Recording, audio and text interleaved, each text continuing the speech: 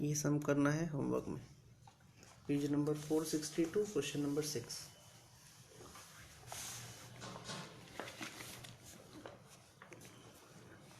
CMA institutes mat, page number 462, correct, illustration 6।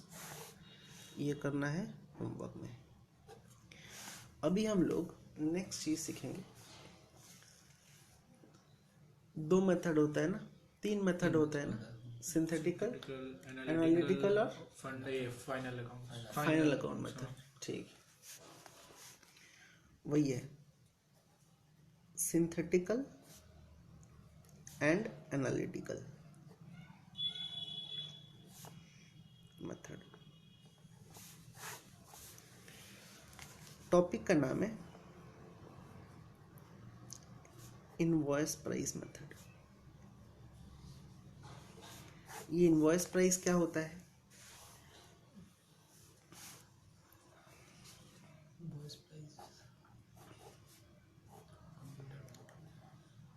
Head office है, ठीक है, एक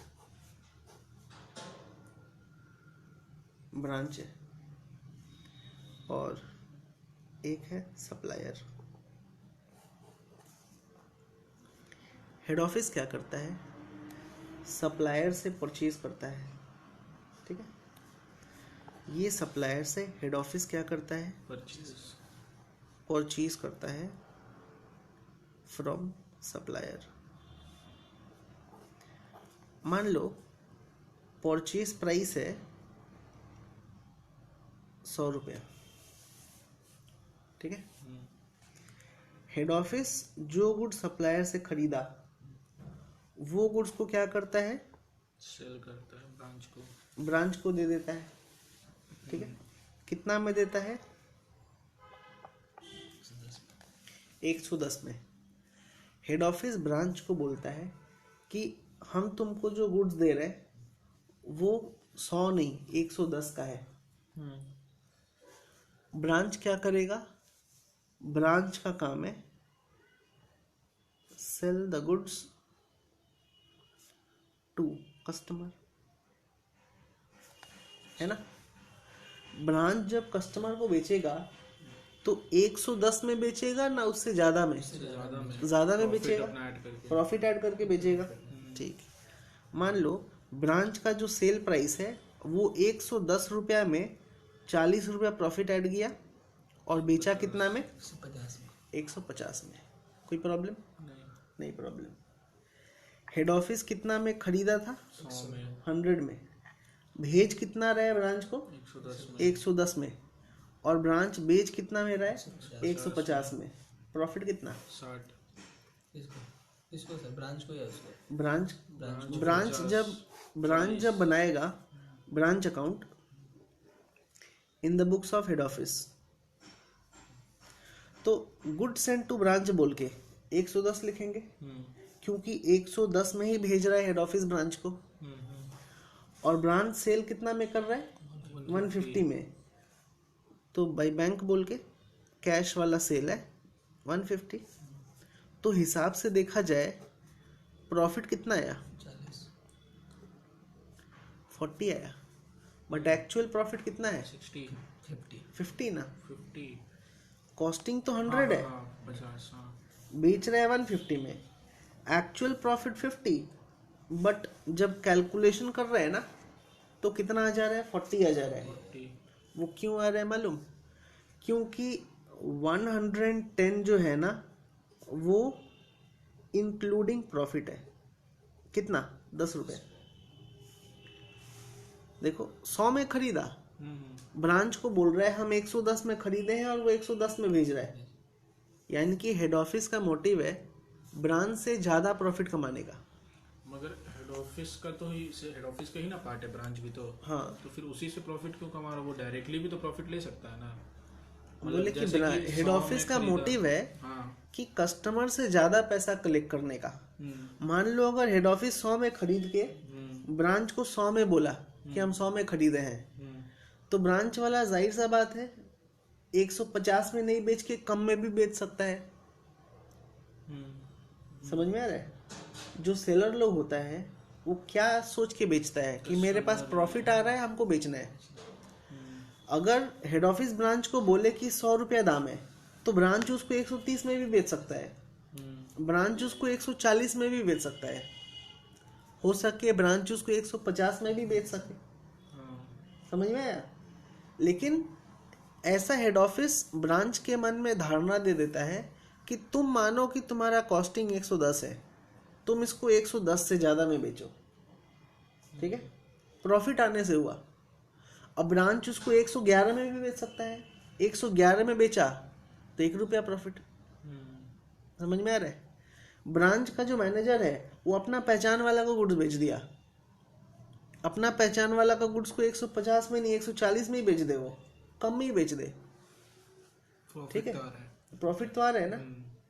इसी के लिए हेड ऑफिस क्या करता है, पहले से हिसाब लगा लेता है, पहले से वो 10 रुपया कमा लेता है ब्रांच से, फिर बोलता है ब्रांच को तुम ज्यादा दाम में बेचो। इससे क्या हुआ, 10 रुपया तो प्रॉफिट हेड ऑफिस का कहीं भी नहीं जाने वाला है, 10 रुपया तो आएगा ही आएगा, ठीक है। उसके ऊपर जितना में बेचा ब्रांच वो फायदा, प्रीमियम, ठीक है। तो जब हेड ऑफिस का मोटिव ब्रांच से ज्यादा प्राइस में बिकवाने का रहता है तो हेड ऑफिस क्या करता है, पहले ही कॉस्ट में कुछ रुपया ऐड कर देता है। जैसे 100 में 10 ऐड कर दिया ऑलरेडी, और भेज कितना में रहा है, 110 में, ठीक है। इस कॉन्सेप्ट को ना लोडिंग बोलते हैं, ये लोडिंग कॉन्सेप्ट है। यानी कि जो कॉस्ट है ना वो 100 है, ठीक है, 10 रुपया प्रॉफिट, 10 रुपया प्रॉफिट पहले से ही लोड कर दिया, चढ़ा दिया, तो कॉस्ट बढ़ के कितना हो गया, 110। तो ये तो कॉस्ट प्राइस नहीं बोलेंगे इसको, क्योंकि इसमें प्रॉफिट इंक्लूड है ना। इसको हम लोग बोलते हैं कौन सा प्राइस, इनवॉइस प्राइस बोलते हैं, ठीक है। अब करेक्ट प्रॉफिट अगर निकालना है ब्रांच अकाउंट में से, तो इसमें जो 10 रुपया का प्रॉफिट है उसका हम लोग उल्टा एंट्री पास करेंगे, 10 रुपया क्या बोल के, ये प्रॉफिट जो है वो included in good send to branch, पहले से इंक्लूड है, ठीक है। तो जाके प्रॉफिट जो है वो 40 नहीं कितना हो जाएगा, 50 हो जाएगा, ठीक है। तो अभी हम लोग क्या करेंगे, ये तो इनवॉइस प्राइस है ना, इनवॉइस प्राइस में जो प्रॉफिट इंक्लूड है पहले से, उसका हम लोग ऑपोजिट एंट्री, उल्टा एंट्री पास करके कैंसिल करेंगे, जिससे हम लोग को क्या मिलेगा, करेक्ट वाला प्रॉफिट, नेट प्रॉफिट। समझ में आ गया? देखो तो नोट लिख रहे हैं, sometimes head office send goods to branch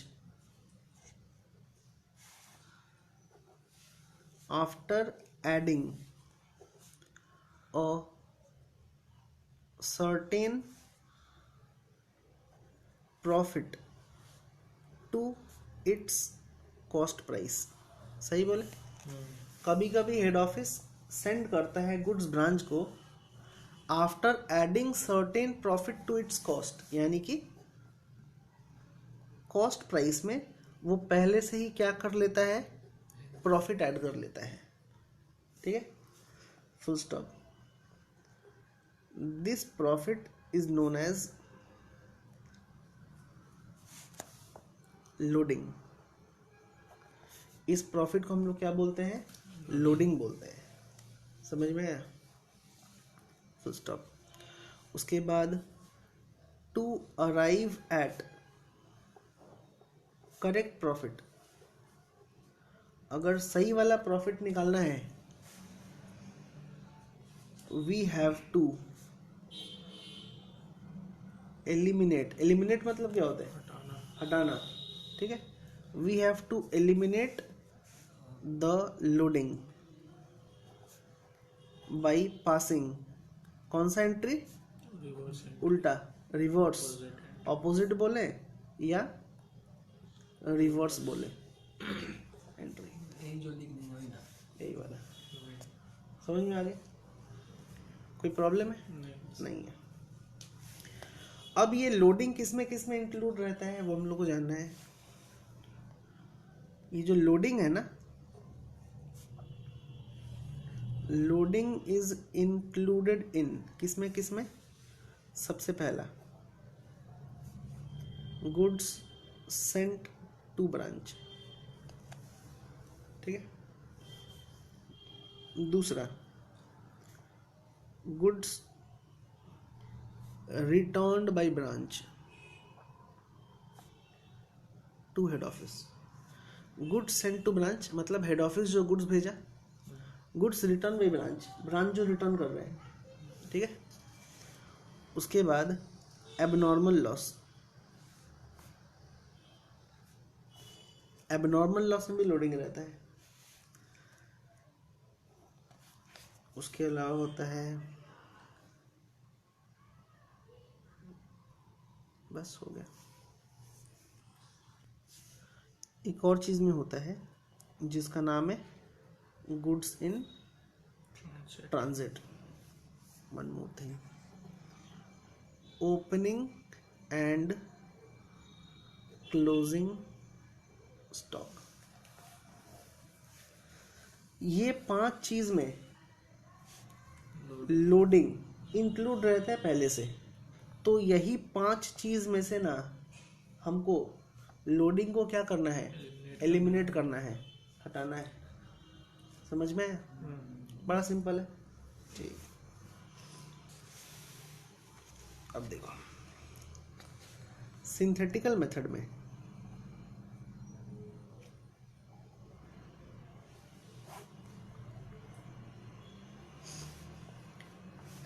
synthetical method में क्या होता है? Loading is eliminated. Synthetical method में लोडिंग को हम लोग एलिमिनेट कर देते हैं बाय पासिंग, कौन सा? Opposite entry in branch account. कोई प्रॉब्लम नहीं। दूसरा है एनालिटिकल मेथड। एनालिटिकल मेथड में कहानी है, एनालिटिकल मेथड में one more ledger account is opened. One more ledger account is opened का मतलब क्या होता है? ये हम लोग पढ़े थे पहले। एनालिटिकल मेथड में branch stock, branch debtors, branch cash ये सब तो बनेगा ही। इसके अलावा एक और लेजर अकाउंट बनता है जिसका नाम क्या है? One more ledger account is opened named as branch stock adjustment account. समझ में आया? यह है कहानी।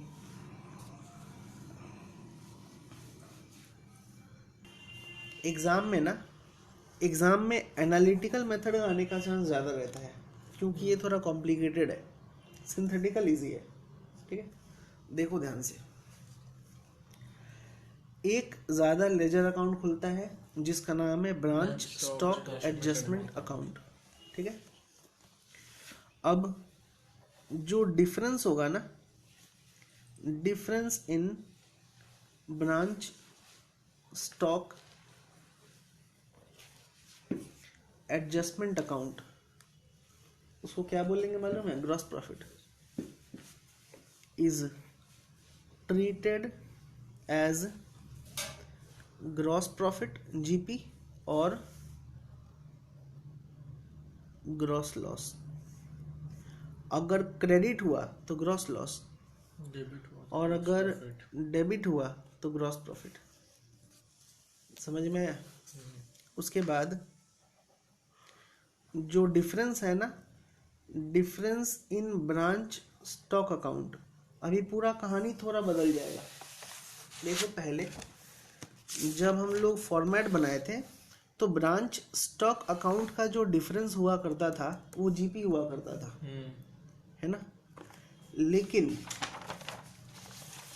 जब सम्स इनवॉइस प्राइस मेथड का है, मतलब जब सम्स में लोडिंग है पहले से इंक्लूड, तो उस केस में ब्रांच स्टॉक एडजस्टमेंट अकाउंट का जो डिफरेंस है ना वो जीपी होगा या फिर ग्रॉस लॉस होगा। और ब्रांच स्टॉक अकाउंट का जो डिफरेंस है विल बी स्टॉक सरप्लस, ठीक है। अगर डेबिट है तो स्टॉक सरप्लस, और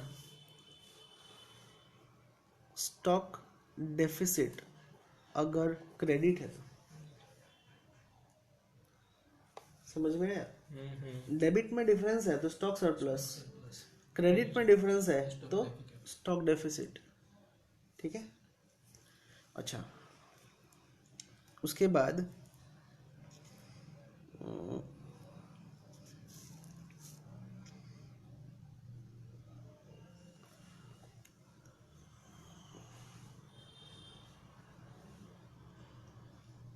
यहाँ पे लिख दिए स्टॉक सरप्लस में भी या फिर स्टॉक डेफिसिट में भी लोडिंग होता है। लोडिंग फैक्टर्स इंक्लूडेड इन, ये सब में तो है ही, स्टॉक सरप्लस में भी होता है, स्टॉक डेफिसिट में भी होता है, ठीक है। ये हम यहाँ पे नहीं लिख रहे हैं। तीसरा पॉइंट है कि जो स्टॉक सरप्लस है या फिर स्टॉक डेफिसिट है इज ट्रांसफर्ड टू, कहाँ पे? Branch PL account. Stock surplus या फिर स्टॉक डेफिसिट हो, उसको हम लोग कहाँ पे ट्रांसफर करेंगे? ब्रांच पीएल में, after deducting loading. That's it. इतना याद रखो, कोई सा भी सम बन जाएगा, ठीक है। हम लोग एनालिटिकल मेथड में ज़्यादा फोकस करेंगे, फिर सिंथेटिकल मेथड में फोकस करेंगे, क्योंकि सिंथेटिकल मेथड बड़ा इजी है, ठीक है। ओके, सम्स करें हम लोग।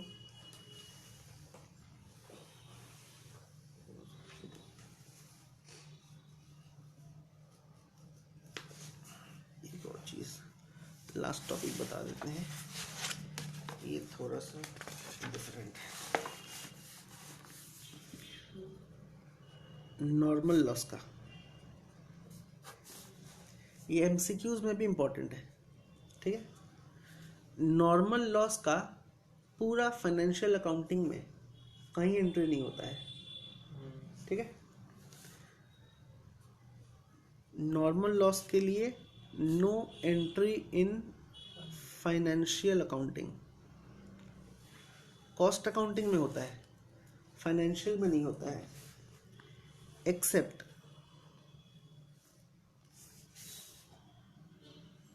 Analytical method. इसका मतलब क्या हुआ? एनालिटिकल मेथड में ही होता है करेक्ट। लॉस का। No entry in financial accounting except analytical method, मतलब एनालिटिकल मेथड में होता है, ठीक है ना। तो entry for normal loss in analytical method will be, क्या हो जाएगा? एंट्री नॉर्मल लॉस है तो एंट्री हो जाएगा branch stock adjustment account debit to branch stock account. ये क्या चीज का एंट्री है? अब नॉर्मल लॉस का। याद रखो, सर उसमें तो उसका नॉर्मल लॉस का नाम ही नहीं है। नॉर्मल लॉस को हम लोग एपारेंट लॉस भी बोलते हैं। क्या बोले? नॉर्मल लॉस का नाम नहीं है। मतलब इसे एडजस्टमेंट में करेंगे तो नाम नहीं रहेगा तो समझ जाएगा वो। स्टॉक लॉस की वजह से स्टॉक कम होता है, प्रॉफिट कम होता है। तुम ब्रांच स्टॉक एडजस्टमेंट डेबिट किए मतलब प्रॉफिट कम हो गया, ठीक है। और ब्रांच स्टॉक को क्रेडिट कर दिए मतलब स्टॉक कम हो गया। यही एंट्री है इसका। और एपारेंट या फिर नॉर्मल गेन अगर हुआ तो क्या एंट्री हो जाएगा? उल्टा। इसका एंट्री होगा branch stock account debit to branch stock adjustment account. समझ में आया? ये है हिसाब। अब हम लोग सिर्फ सम्स करेंगे। जो भी डाउट होगा नोट को पढ़ना अच्छे से, ठीक है। नोट को अच्छे से पढ़ लोगे ना तो कोई सा भी सम्स कर पाओगे। हम लोग अभी एनालिटिकल मेथड वाला सम्स करेंगे।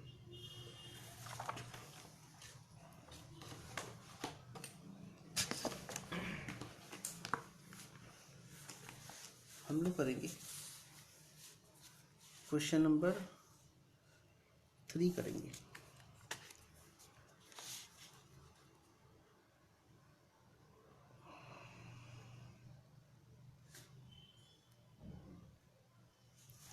कोई सा भी सम हो, कोई सा भी सम आए, कोई भी मेथड में बनाओगे ना आंसर सेम आएगा। प्रॉफिट जो है ना, नेट प्रॉफिट, वो तो सेम ही आने वाला है, ठीक है। तो हम लोग अभी क्वेश्चन नंबर 3 करेंगे और क्वेश्चन नंबर 3 को हम एनालिटिकल मेथड में बनाएंगे। देखो तो क्वेश्चन में क्या लिखा है, तो गिर जा रहे हैं। ऐसा कर कैसे कर लेगा? ठीक है।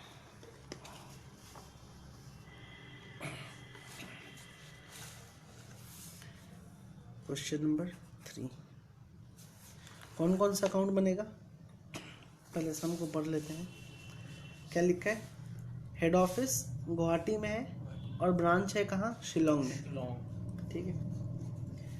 It charges goods to its branch at cost plus 25%। बोल दिया है। कॉस्ट में कितना प्रॉफिट ऐड करता है? 25% ऐड करता है। Following information is available in respect of Shillong branch. तो सबसे पहले हम इसका हिसाब करेंगे, कॉस्ट प्लस 25%। जैसे कि अभी हम बोले कॉस्ट में ऐड करेंगे प्रॉफिट तो क्या आ जाएगा? इनवॉइस प्राइस, है ना। और क्वेश्चन में लिखा है कॉस्ट में प्लस कर रहा है 25%। कॉस्ट कितना? 100, प्रॉफिट कितना? 25, तो इनवॉइस प्राइस कितना होगा? 125। लोडिंग कैसे निकलेगा? Profit by invoice price. Profit कितना? 25, इनवॉइस प्राइस कितना? 125। करने से जो आएगा वो होगा लोडिंग, ठीक है। बना लेते हैं। कौन कौन सा अकाउंट बनेगा? कौन सा मेथड हम करेंगे? Analytical method.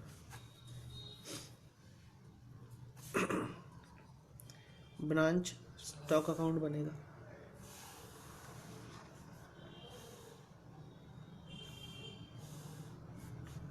कॉपी चौड़ा है तो हम 2 अकाउंट बनाए एक जगह पे।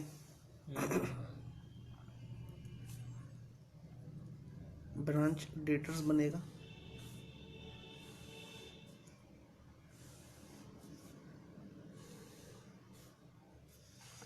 उसके बाद ब्रांच स्टॉक एडजस्टमेंट अकाउंट बनेगा।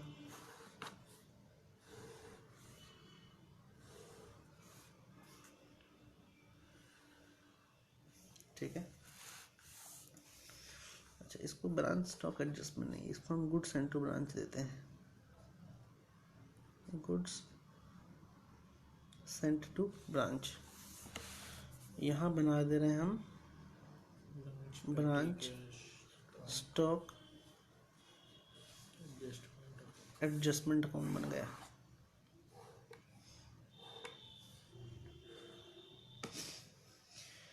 फिर और कौन सा अकाउंट बनता है? पेटी कैश। करेक्ट। ब्रांच पीएल बना लिए। पेटी कैश बोला है क्या? पेटी कैश पता नहीं। बैलेंस दिया है क्या पेटी कैश का? नहीं दिया है। ओपनिंग बैलेंस में स्टॉक और डेटर्स है, तो स्टॉक डेटर्स तो बनेगा ही। फिर गुड्स एंड टू ब्रांच है, वो भी बनेगा। गुड्स रिटर्न और कहीं कुछ भी नहीं है, तो एक ब्रांच पीएल और एक ब्रांच स्टॉक एडजस्टमेंट।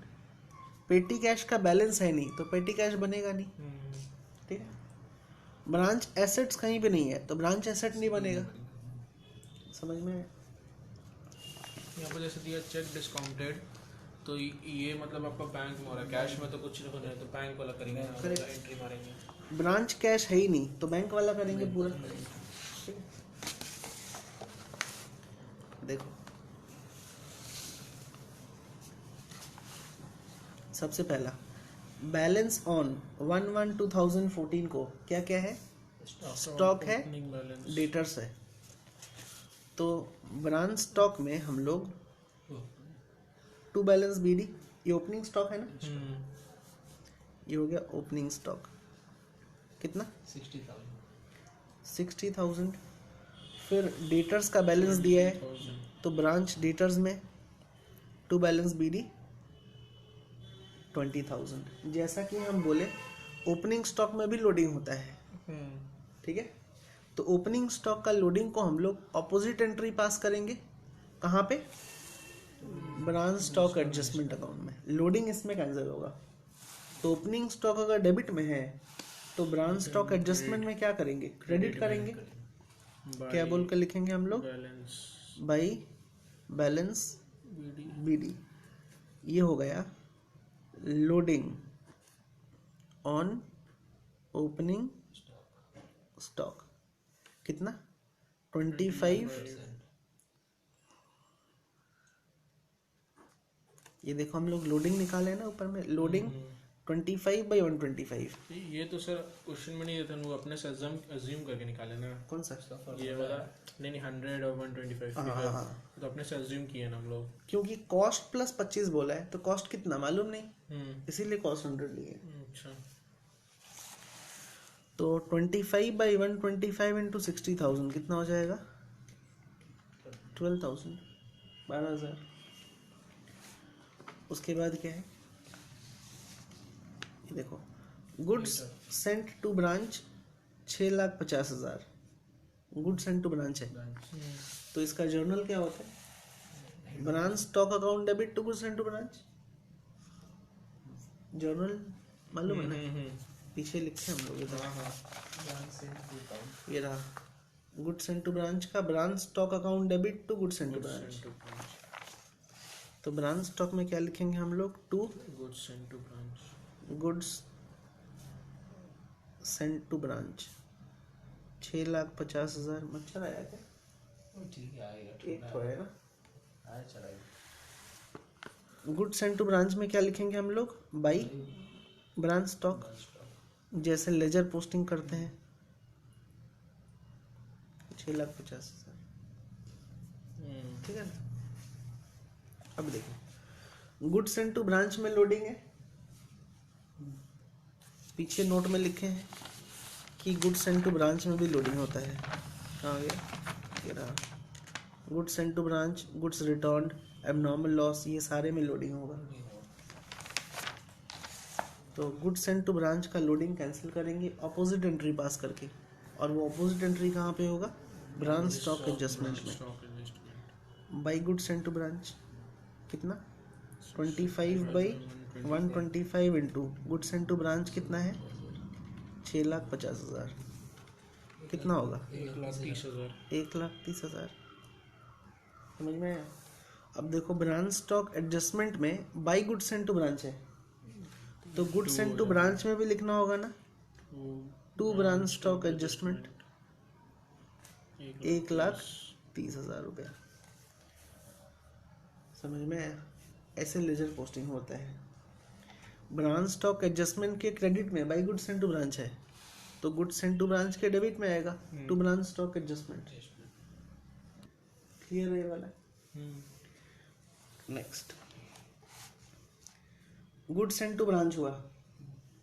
अभी गुड्स रिटर्न बाई ब्रांच, तो उल्टा होता है एंट्री सेंड टू ब्रांच का। जर्नल क्या होता है? ब्रांच स्टॉक हो जाएगा क्रेडिट,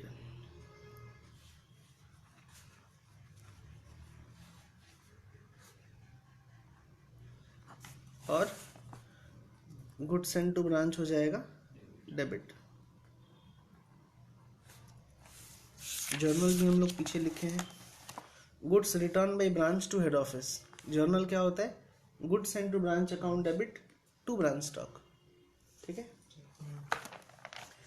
अब इसका अमाउंट कितना होगा? 20,000। सही है, तो ये हो गया 20,000, ये भी हो गया 20,000। अभी रिटर्न में भी लोडिंग है, तो रिटर्न का लोडिंग, रिटर्न तो क्रेडिट में है ना, इसका लोडिंग कहाँ जाएगा? ब्रांच एडजस्टमेंट के डेबिट साइड में। क्या बोल के लिखेंगे? To goods send to branch. ये हो गया loading on return 25/125 into 20,000, 4,000। Branch stock adjustment में to goods and to branch है, तो गुड्स एंड टू ब्रांच में क्या होगा? By branch stock adjustment 4,000। समझ में आया? ये अकाउंट नहीं भी बनाओगे ना तो भी चलेगा, एग्जाम में ये अकाउंट बनाने बोलेगा नहीं, बस ऐसे ही हम बना के दिखा दे रहे कैसे बनता है। पोस्टिंग कैसे करेंगे बनाएगा तो? इसका तो कोई काम ही नहीं है। इस अकाउंट का बैलेंस ट्रेडिंग अकाउंट में जाता है, और हम ट्रेडिंग अकाउंट थोड़ी बना रहे हैं यहाँ पे। ठीक है,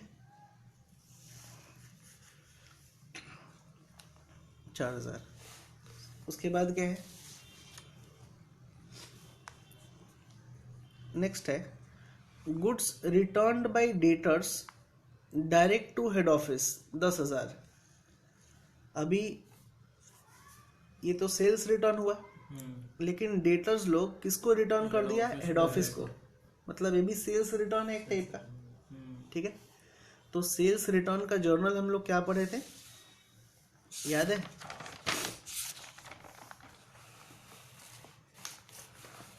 क्रेडिट सेल्स का उल्टा, क्रेडिट सेल्स का डेटर्स टू ब्रांच स्टॉक होगा, रिटर्न का उल्टा हो जाएगा, branch stock account debit to branch debtors. तो ब्रांच स्टॉक में टू ब्रांच डेटर्स, और ब्रांच डेटर्स में बाई ब्रांच स्टॉक। कितना का रिटर्न है?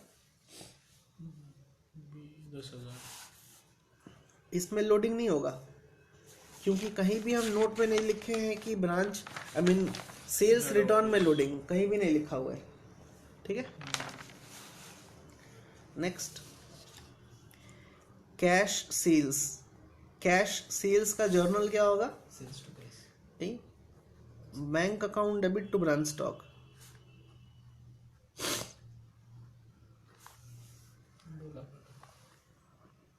2,18,000। ठीक है, देखो इधर फॉर कैश सेल्स जर्नल है बैंक अकाउंट डेबिट और ब्रांच कैश अकाउंट डेबिट। तो ब्रांच कैश तो बन नहीं रहा है, तो जर्नल क्या होगा? Bank account debit to branch stock. ठीक, तो ब्रांच स्टॉक में होगा भाई बैंक, जैसे लेजर होता है। इसमें तो लोडिंग होगा नहीं, इसमें भी लोडिंग नहीं होगा सेल में, क्योंकि नोट में हम लोग नहीं लिखे हैं। ठीक, उसके बाद कैश रिसीव फ्रॉम डेटर्स, इसका जर्नल क्या था? Bank account debit to branch debtors. कितना? 3,40,000। ठीक है ना?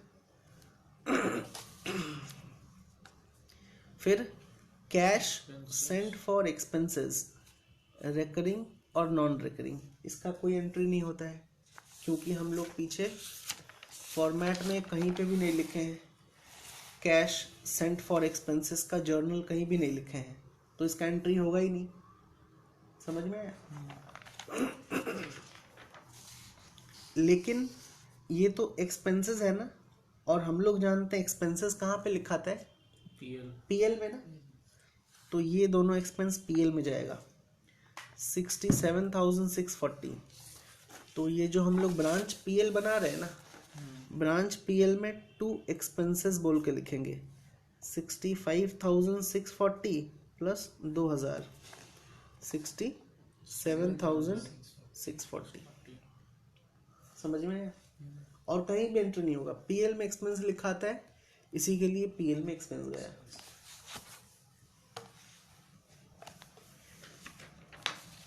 उसके बाद क्या है,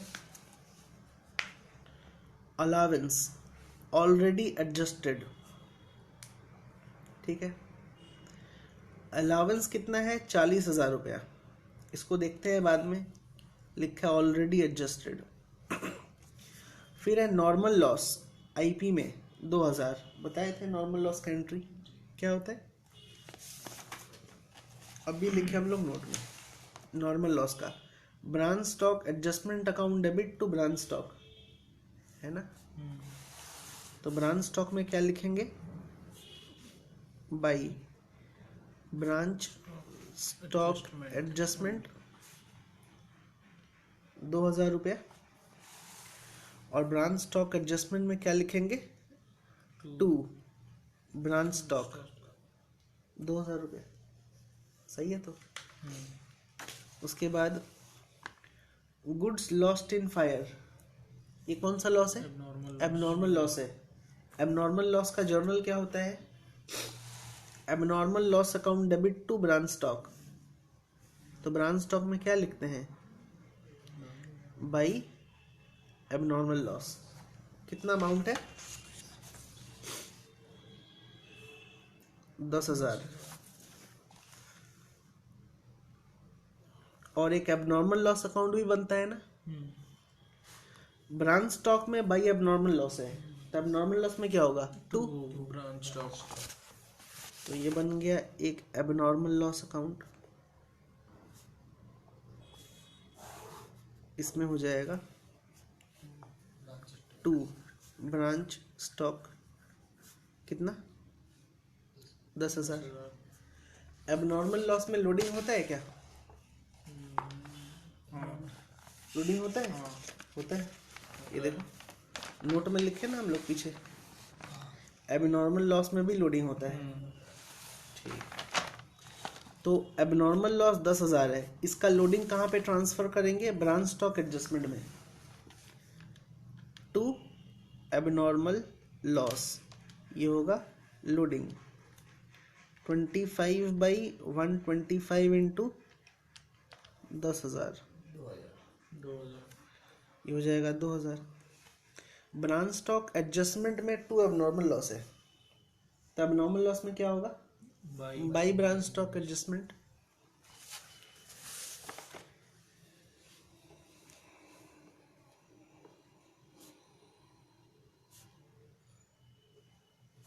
समझ में आ रहा है, थोड़ा इधर उधर एंट्री करना है, इसी के लिए कॉम्प्लिकेटेड है थोड़ा ज़्यादा लेजर अकाउंट है, करेक्ट। पोस्टिंग सही होना चाहिए। हाँ, अब लेजर के लिए जर्नल का जानना जरूरी है। ठीक है, नेक्स्ट इंश्योरेंस क्लेम रिकवर्ड 6,000। अभी इंश्योरेंस क्लेम का जर्नल पढ़े थे हम लोग, क्या पढ़े थे, याद है, insurance claim, bank account debit to abnormal loss. तो एबनॉर्मल लॉस में लिखेंगे हम लोग बाई बैंक, ये हो गया इंश्योरेंस क्लेम। कितना है इंश्योरेंस क्लेम, 6,000। ठीक है, मेरे को क्यों ऐसा लग रहा है कि घर जाके कोई पढ़े नहीं सर पढ़े, लेकिन मतलब एडजस्टमेंट जो है ये देखो एबनॉर्मल लॉस का एंट्री फिर इंश्योरेंस क्लेम का entry, bank account debit to abnormal loss. Branch cash तो आएगा नहीं क्योंकि ब्रांच कैश मेंटेन हो नहीं रहा है। उसके बाद बैड डेट है 1000, तो बैड डेट का एंट्री क्या बताया गया था? PL account debit to branch debtors.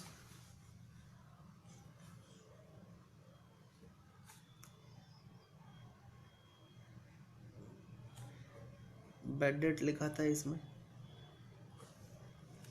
और बैड डेट तो पीएल में भी आता है, तो पीएल में भी डेबिट में बैड डेट 1000।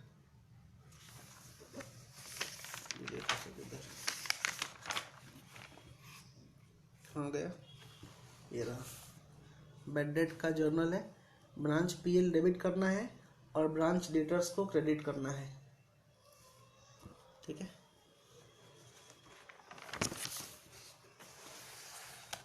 फिर गुड्स रिटर्न बाय डेटर्स, ये कौन सा रिटर्न है? Sales return. कस्टमर को बेचे थे, रिटर्न कर दिया, कितना का? 1000 का। तो सेम रिटर्न का जर्नल होगा। ब्रांच स्टॉक में टू ब्रांच डेटर्स लिखेंगे और ब्रांच डेटर्स में बाई ब्रांच स्टॉक। कितना का रिटर्न किया है कस्टमर? 1000 का। ये है 1000, ये है 1000। ठीक है। फिर चेक डिसऑनर 4000 रुपया। कस्टमर से जब चेक मिला था, कस्टमर से जब चेक मिलता है तो क्या जर्नल पास करते हैं हम लोग? चेक मिलने का bank account debit to branch debtors. ये हो गया चेक रिसीव्ड, चेक मिला। डिसऑनर होगा तो वापस उल्टा हो जाएगा, तो डिसऑनर का जर्नल क्या होगा? Branch debtors account debit to bank. Cheque dishonour का एंट्री है, तो ब्रांच डेटर्स में क्या लिखेंगे? To bank.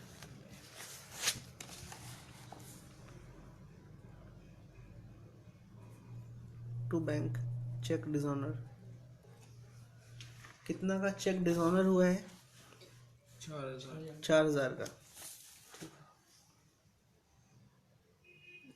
समझ में आया? नेक्स्ट,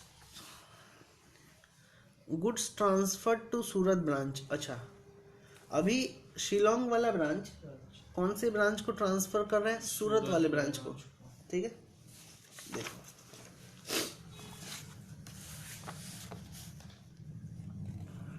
इसको बोलते हैं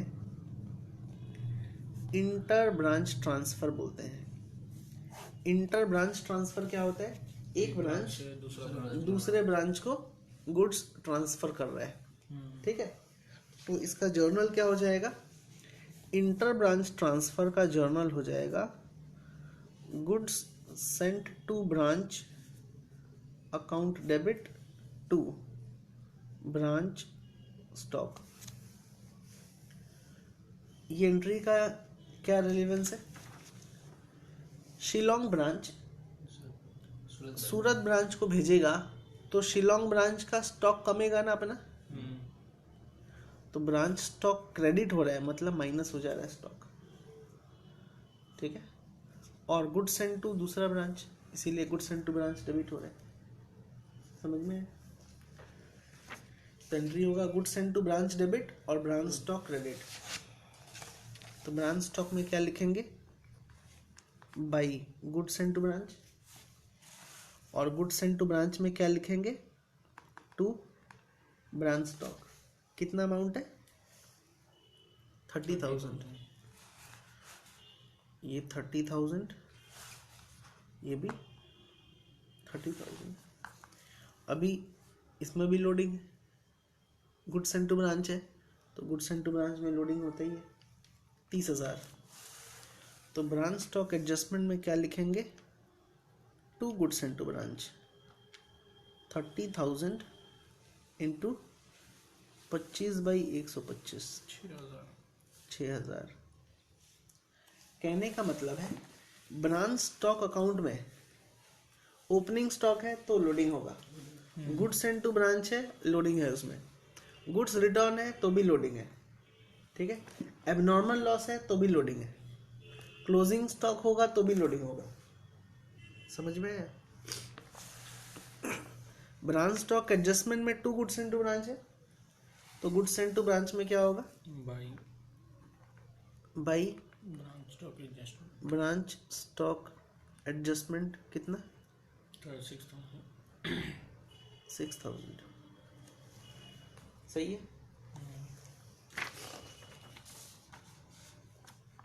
फाइनली क्लोजिंग बैलेंस दे दिया है, स्टॉक का भी दे दिया, डेटर्स का भी दे दिया, 28,000।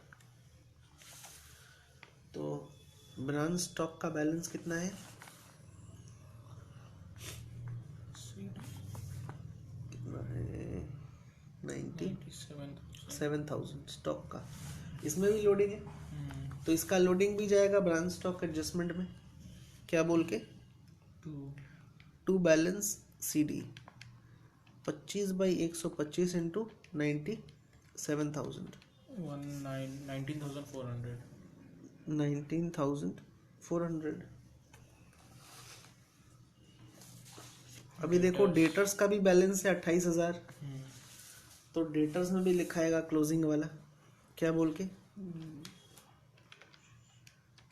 बट इसमें लोडिंग नहीं है, डेटर्स में लोडिंग नहीं होता है। टोटलिंग करते हैं। अच्छा एक चीज़ और देखो, ये जो अलावेंस है ना, अलावेंस 40,000, ये अलावेंस को मान लो डिस्काउंट अलाउड, ठीक है। अलावेंस क्या होता है, डिस्काउंट अलाउड होता है, ब्रांच पीएल, तो डिस्काउंट अलाउड तो पीएल में लिखाता है ना, तो डेटर्स में भी लिखाएगा by branch P L discount allowed 40,000, और ब्रांच पीएल में भी लिखाएगा, क्या बोल के, डिस्काउंट अलाउड बोलो या अलावेंस बोलो, एक ही बात है, 40,000, ठीक है। टोटल करेंगे, ब्रांच स्टॉक अकाउंट का डिफरेंस क्या आएगा, ग्रॉस प्रॉफिट, नहीं ये तो लोडिंग है ना इसमें, ये सॉरी आपका difference in branch stock account होगा, सॉरी ब्रांच स्टॉक अकाउंट का स्टॉक सरप्लस होगा, डेबिट का डिफरेंस, और क्रेडिट होगा तो स्टॉक डेफिसिट।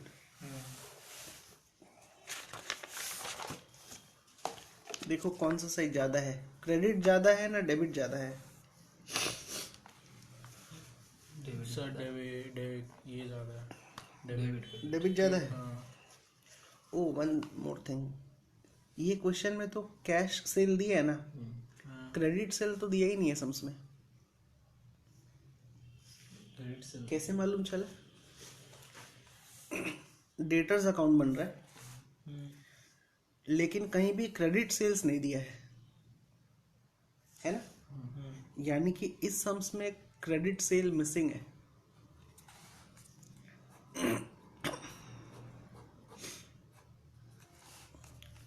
तो डेटर्स अकाउंट को टोटल करेंगे, जो भी डिफरेंस आएगा ना वही होगा क्रेडिट सेल्स। देखो टोटलिंग करके कितना आएगा,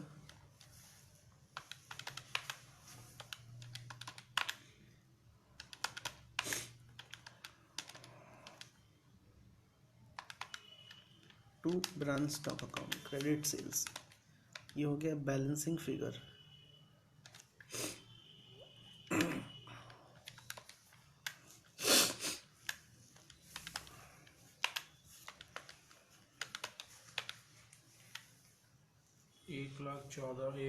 हाँ 1,14,000 इधर आ रहा है आपका टोटल, नहीं ये तो 3,40,000 है, 3,40,000 है।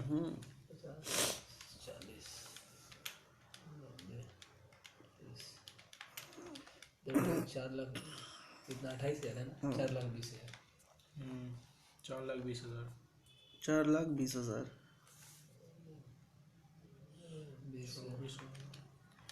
3,96,000 ये हो गया क्रेडिट सेल्स।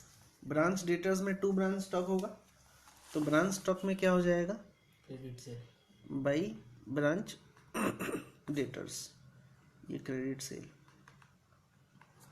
296। ठीक, ध्यान देना ऑलवेज एनालिटिकल मेथड दिया ना तो 2 ही चीज मिसिंग रह सकता है, एक या तो क्रेडिट सेल या फिर दूसरा ये कैश रिसीव फ्रॉम डेटर्स दिख रहा है, इसमें दे दिया है कैश रिसीव दिया है, मतलब क्रेडिट सेल नहीं दिया होगा, और अगर क्रेडिट सेल दिया है तो डेटर नहीं दिया तो कैश रिसीव नहीं दिया रहेगा। समझ में आया? इस पे थोड़ा फोकस करो। अब देखो इसका टोटलिंग कौन सा साइड ज्यादा लग रहा है, क्रेडिट ज्यादा है, लग तो रहा है क्रेडिट ज्यादा है। टोटल करो तो 20,000, 2,20,000, 10,000, 30,000, 3,96,000, 97,000, 7,73,000 माइनस करो 60,000, 6,50,000, 10,000, 1,000, 52,000 का डिफरेंस है। इसको क्या बोलेंगे हम लोग, स्टॉक सरप्लस।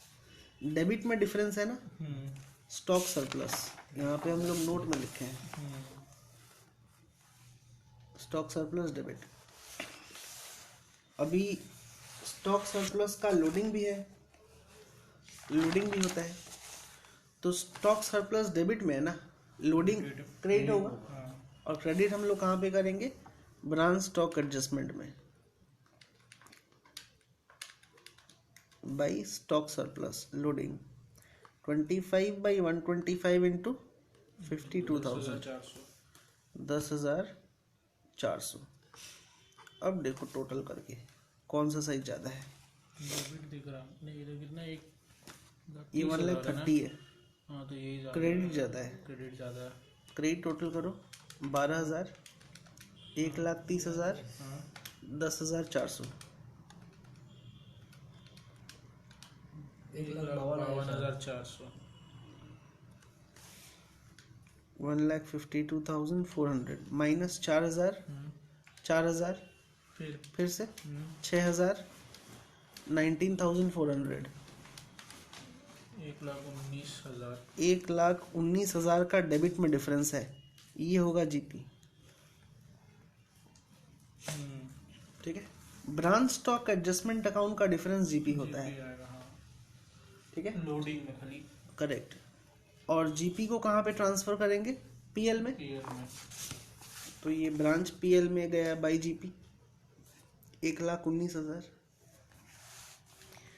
एबनॉर्मल लॉस का बैलेंस को कहाँ पे ट्रांसफर करते हैं, पीएल में, करेक्ट, ब्रांच पीएल। तो ब्रांच पीएल में क्या होगा, 2 एबनॉर्मल लॉस 2,000।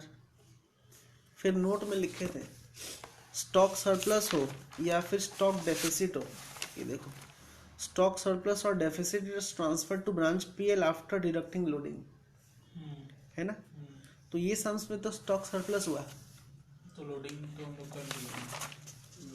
स्टॉक सरप्लस कितना है 52, 52 हाँ, इसका लोडिंग कितना है 10400, दोनों को डिडक्ट करके पीएल में भेजेंगे।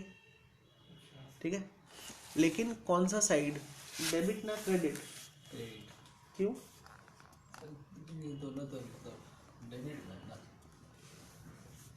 स्टॉक सरप्लस मतलब प्रॉफिट एक टाइप का, सरप्लस मतलब प्रॉफिट, ज्यादा होता है हाँ, डेफिसिट मतलब लॉस, हाँ, इसी के लिए सरप्लस हुआ है बोल के क्रेडिट होगा। स्टॉक डेफिसिट मतलब स्टॉक लॉस, मगर इधर में तो हम लोग सरप्लस डेबिट पे लिखे थे। लिखे नहीं तो आया था डेबिट में। अच्छा ठीक है, स्टॉक सरप्लस हमेशा फायदा होता है, गेन होता है। ठीक है, तो स्टॉक सरप्लस और गेन होने से हम लोग जानते हैं पीएल के क्रेडिट में लिखाएगा, लॉस होने से पीएल के डेबिट में। 52,000 का है माइनस 10,400, 41,600। टोटल करोगे जो डिफरेंस आएगा वो हो जाएगा नेट प्रॉफिट। 1,19,000 और 41,600. 160,600 minus 43,000 minus 67,640 minus 43,000 और 67,640 49,960 नेट प्रॉफिट. ये होगा नेट प्रॉफिट. समझ में आया? नेट प्रॉफिट नहीं. सही बात है. अगर एग्जाम में ये पूरा सम दे दिया तो ऑनलाइन में हम लोग कैसे करेंगे? ऑनलाइन में सम्स दे देगा पूरा, बोलेगा what is the net profit और 4 ऑप्शन दिया रहेगा. वो 4 ऑप्शन में जो भी ये मैच करेगा उस पर टिक करना है. हम लोग सॉल्व करेंगे, वो देगा. करेक्ट. रफ कॉपी को भी मतलब आप अपलोड नहीं करना है. खाली ऑप्शन वो लोग दे देगा हमको, बस रफ में करके अपना सम बना करके उसको लिखना है. अच्छा. अब ये नेट प्रॉफिट निकालने के लिए तुमको ये पूरा सम्स बनाना पड़ेगा. हाँ, वो और वही होगा 10 नंबर का एक ठो या 8 बात नंबर वही का. है, हाँ. ठीक है. ये ऐसा भी बोल देगा बताओ स्टॉक सरप्लस कितना आएगा, ये भी बोल सकता है. मतलब बोलेगा दिमाग बताओ लगा के जीपी पूरा सम कितना, करवाएगा.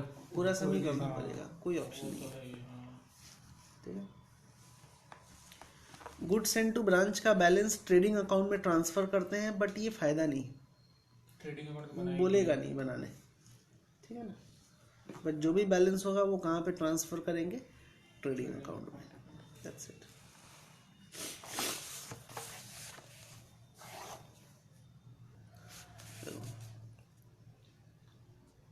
अपना इंस्टीट्यूट का मैट का पेज नंबर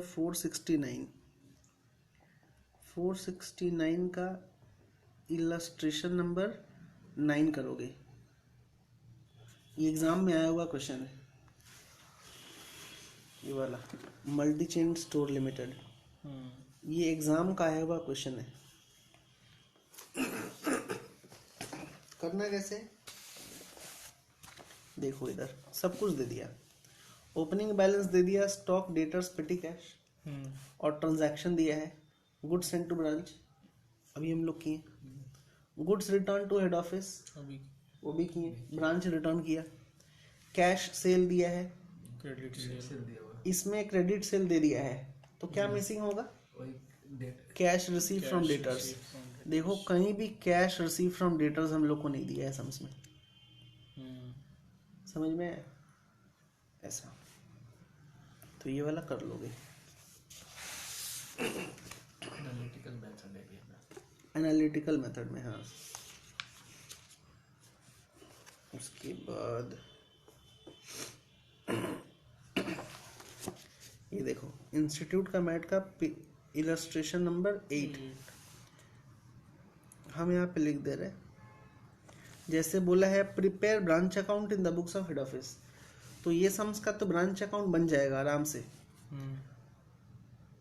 प्रिपेयर हम लिख दे रहे. ऑल्सो प्रिपेयर ब्रांच का स्टॉक, कॉमा ब्रांच का डेटर्स, ब्रांच का पेटी कैश और ब्रांच का पीएल और ब्रांच स्टॉक एडजस्टमेंट अकाउंट बनाओगे. इसका बन जाएगा. ठीक है ना. ये सम्स में देखो कैश सेल्स दिया है, कैश रिसीव फ्रॉम डेटर्स दिया है, बट क्रेडिट वाला सेल यहाँ पे नहीं दिया है. ठीक है. तो इसका अमाउंट तो नहीं रहता फिर. हाँ जो बोले आप स्टॉक, हाँ पेटी कैश दिया हुआ ये तो है. तो पेटी कैश क्लोजिंग वाला. ठीक है ना. ओपनिंग वाला नहीं दिया है तो माना जाएगा जितना क्लोजिंग है उतना ही ओपनिंग था. ठीक है. तो फिर इलस्ट्रेशन नंबर 8 भी करोगे पेज नंबर 466 का. कौन से मेथड में? एनालिटिकल मेथड में. ठीक है. हम लोग अभी एक सम्स करेंगे, वो एकदम सिंपल वाला सम है। क्वेश्चन नंबर 2 कभी कभी आ जाते एग्जाम में। अच्छा क्वेश्चन नंबर 2 फिलहाल बाद में करेंगे, इसको भी नहीं करेंगे। उसके बाद और नहीं करना है।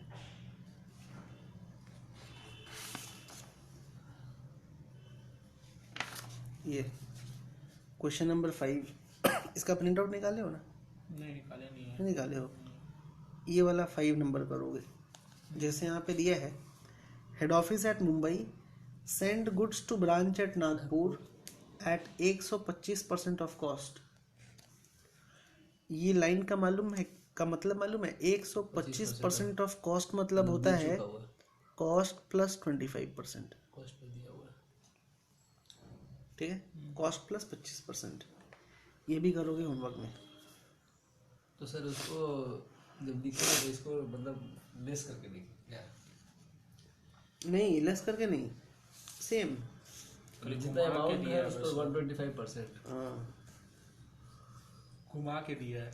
करेक्ट। जैसे cost plus profit is equal to IP होता है।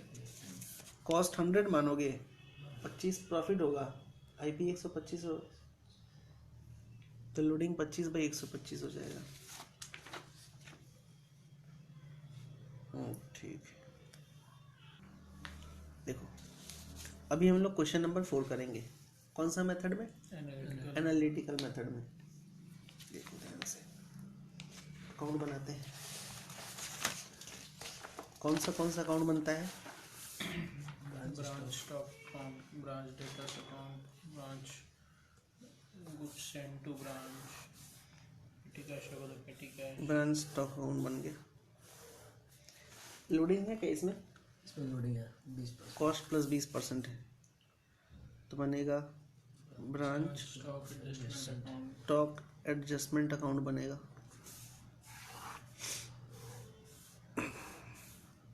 फिर branch debtor account, branch debtors बनेगा। Branch P L, branch goods send to branch. Goods and to branch नहीं बनाएंगे, वो बेकार सा अकाउंट है। एग्जाम में बोलेगा ही नहीं बनाने। पेटी कैश है क्या? कैसे send to branch? Impressed cash मतलब पेटी कैश, ब्रांच का पेटी कैश। नॉर्मल लॉस को बनाएंगे। अब नॉर्मल लॉस है क्या? अगर सम्स में अब नॉर्मल लॉस है तो अकाउंट बनेगा, अब नॉर्मल लॉस नहीं है तो अकाउंट नहीं बनेगा। क्वेश्चन नंबर कौन सा? 4 वाला। देखो लिखा head office of company invoices goods to it Shillong branch at cost plus 20%। Same rule, cost plus profit is equal to IP होता है। कॉस्ट 100, प्रॉफिट 20, आईपी 120 होगा, तो लोडिंग कितना होगा? वो 20/120। Profit by IP 20/120। ठीक। कौन कौन सा बैलेंस दिया है? इम्प्रेस्ड कैश मतलब पेटी कैश का ओपनिंग बैलेंस और क्लोजिंग बैलेंस दे दिया। तो पेटी कैश का ओपनिंग बैलेंस क्या होता है? By balance, to balance BD, 2000 opening balance, और क्लोजिंग बैलेंस क्या हो जाएगा? By balance BD, by balance CD 1850। कोई प्रॉब्लम नहीं है। नहीं। उसके बाद डेटर्स है 1/4/2013 को 25,000,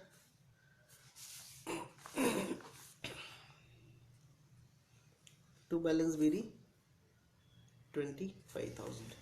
कोई डाउट नहीं? अब देखो स्टॉक ऑन 1/4/2013, इसके बाद कोलोन है, उसके बाद 2 है, एक है ट्रांसफर फ्रॉम हेड ऑफिस वाला है, और एक directly purchase by branch.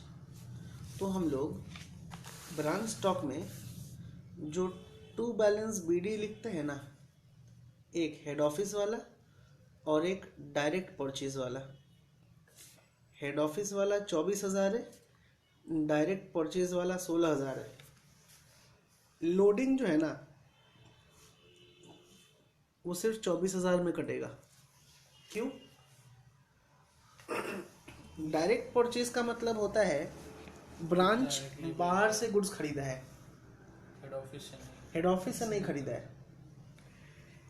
Head office से जो गुड्स खरीदा है वो कितना का है? 24,000 का है, तो लोडिंग भी 24,000 में ही होगा। ठीक है, तो ब्रांच स्टॉक एडजस्टमेंट में हम लोग जो बाई बैलेंस बीडी लिखते हैं ना, लोडिंग ऑन ओपनिंग स्टॉक, वो होगा 20/120 इंटू 4,000। ठीक है, क्लियर है? फिर कैश वाला सेल है 45,000 का। क्या ब्रांच कैश अकाउंट मेंटेन हो रहा है? नहीं, ब्रांच कैश अकाउंट का बैलेंस तो कहीं भी नहीं है। नहीं। ठीक है, तो कैश सेल का जर्नल क्या होगा? Bank account debit to branch stock by bank account cash वाला सेल। कितना अमाउंट है? 45,000। समझ में आ रहा है? उसके बाद क्रेडिट सेल 1,30,000। क्रेडिट सेल का जर्नल क्या होगा? बाई ब्रांच डेटर्स, यानी कि branch debtors account debit to branch stock.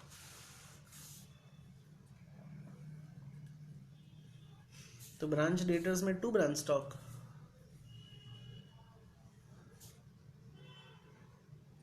और ब्रांच स्टॉक में by branch debtors credit cell.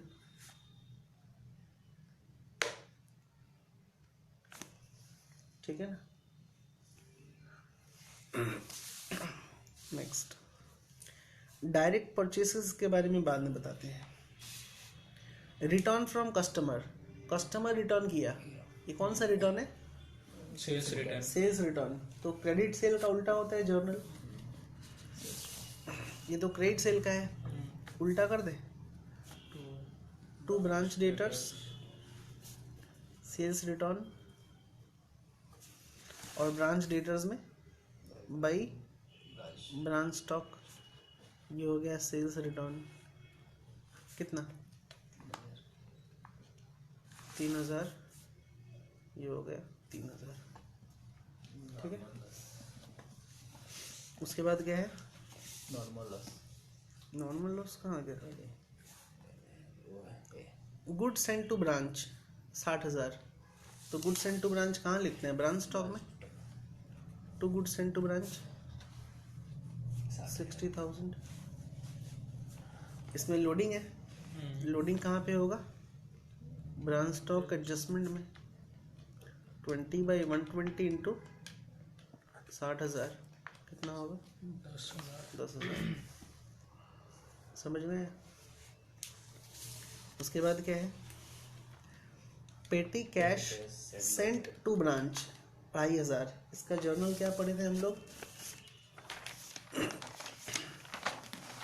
पेटी cash account debit to bank. देखो, petty cash sent by head office to branch, तो journal क्या होगा? Petty cash account debit to bank. ठीक है,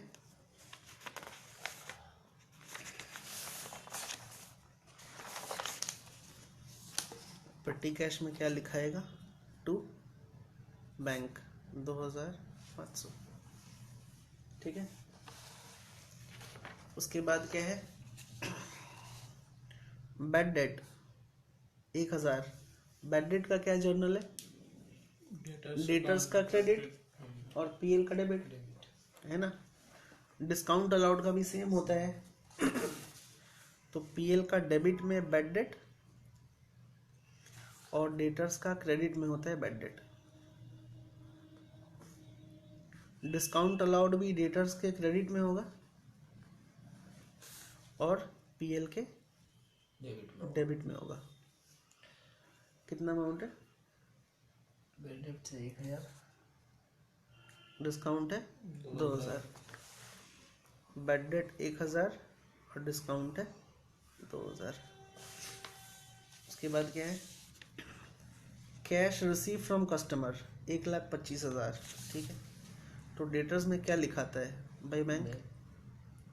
1,25,000। इसमें दोनों दे दिया, क्रेडिट सेल्स भी दे दिया है और कैश कलेक्शन फ्रॉम डेटर्स भी दे दिया है, तो इसमें झंझट नहीं है, बच्चे वाला समय। ब्रांच एक्सपेंसेस 30,000, अभी ब्रांच एक्सपेंसेस है तो पीएल में ही जाएगा, क्या बोल के लिखेंगे? कितना बोलो तो? 30,000, और कहीं पे नहीं जाता ये। उसके बाद क्या है, स्टॉक का क्लोजिंग बैलेंस है, एक है ट्रांसफर फ्रॉम एचओ और एक है डायरेक्ट परचेजेस बाय ब्रांच 31 मार्च को। तो ब्रांच स्टॉक में क्या लिखेंगे हम लोग? बाय बैलेंस सीडी, एक हेड ऑफिस वाला है और एक है डायरेक्ट परचेज वाला। हेड ऑफिस वाला 18,000 है, डायरेक्ट परचेज वाला है 12,000, ठीक है। तो सर लोडिंग होगा एकदम करेक्ट हेड ऑफिस वाले में। तो हेड ऑफिस वाले का लोडिंग को हम लोग टू बैलेंस सीडी लिखेंगे, 18,000 इंटू 20/120, 3,000। कोई दिक्कत?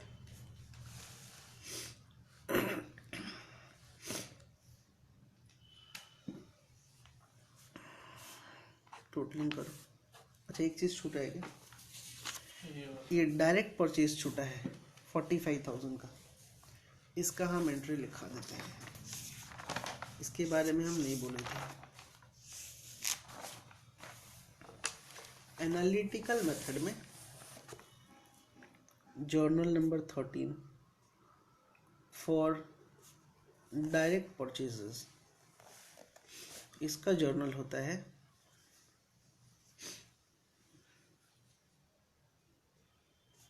Branch stock account debit to branch creditors,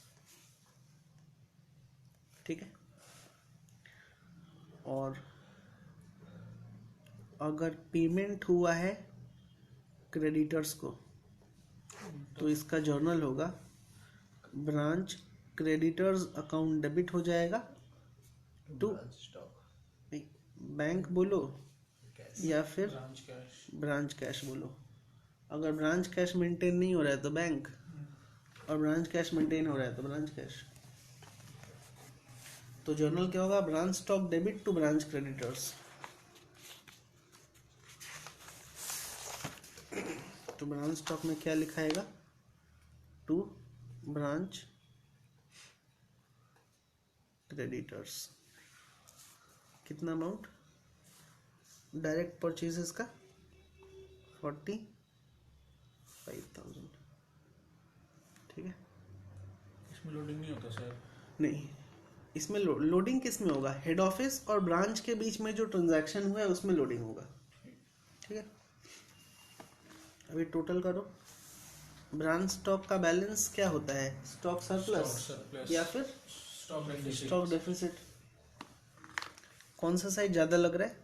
ये साइड डेबिट। 1,30,000 है, 1,30,000 तो उधर ही ज्यादा सर। फिर तो 45,000, 1,30,000 और 30,000,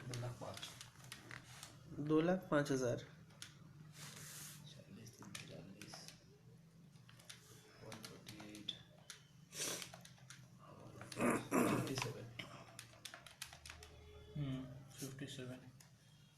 फिफ्टी 7,000 स्टॉक सरप्लस आ गया। अब इसमें लोडिंग है तो इसका लोडिंग ब्रांच एडजस्टमेंट में आएगा, क्या बोल के? Stock surplus loading 20/120 into 57,000, 9,500। और स्टॉक सरप्लस को कहाँ पे लिखते हैं? ब्रांच पीएल में ना,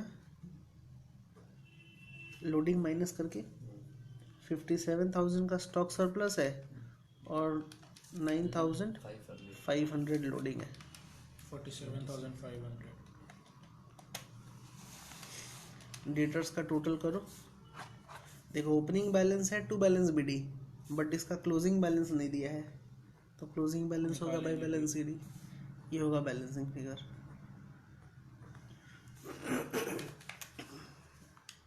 $1,55,000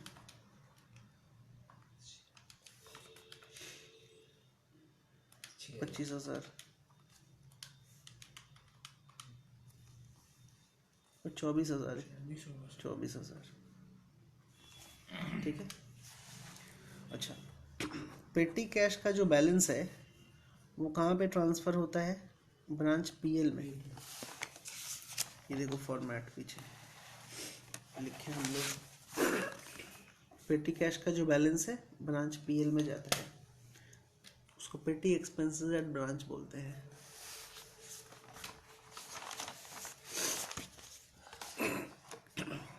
ये हो गया पेटी एक्सपेंसेस एट ब्रांच। टोटल हो गया 4,500, ये हो गया 4,500 2,550 सॉरी 2,650। तो ब्रांच पीएल में लिखा आएगा क्या बोल के? टू ब्रांच का पेटी कैश 2,650। ब्रांच स्टॉक एडजस्टमेंट का डिफरेंस क्या आएगा? जीपी 4,000, 13,500 और 10,000। 23,500 माइनस 3,000, 20,500 होगा जीपी। और जीपी तो पीएल में जाता है ना। 20,500 टोटल देखो, ये हो जाएगा 68,000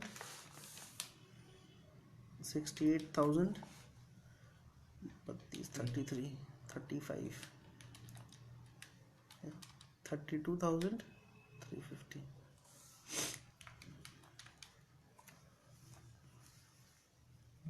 ठीक है, ये मैच हो गया।